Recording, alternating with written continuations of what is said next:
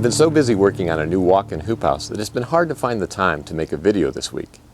I hope to release a video next week on the hoop house build, but today I thought I'd answer a frequently asked question.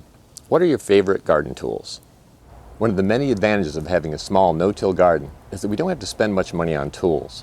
In fact, most of the work we do in the garden is done with our hands. But there are 4 tools that we use fairly often. Today I thought I'd share those tools with you, in order of how frequently we use them.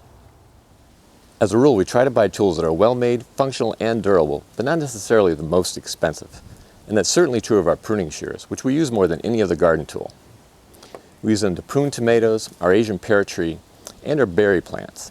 We also use them to chop and drop comfrey, and they're also very handy this time of year with fall garden cleanup. Next is our shovel. After snapping a couple wooden-handled shovels in recent years, I decided to invest in a shovel with a metal handle. This shovel should last a lifetime. We use our shovel to plant trees, shovel compost, and collect wood chips from the municipal wood chip pile. Since we have a no-dig garden, we don't use it in our vegetable garden beds. The next most frequently used garden tool is our garden rake. We use it in the spring to spread compost, and in the fall to spread leaves. We also use it to rake in the seeds, but more often than not, we use it to spread wood chips on our walking paths. We usually do this in the spring, but this area needs a bit of a touch-up after the construction of our hoop house. The least often used of my 4 favorite garden tools is our garden fork, which I use to turn compost. This tool used to see a lot more action in the past. I used to build about 4 or 5 hot compost piles per year, but after a soil test showed surpluses of both nutrients and organic matter, I cut that down to only 1 pile per year, so this tool sees a lot less action than it used to.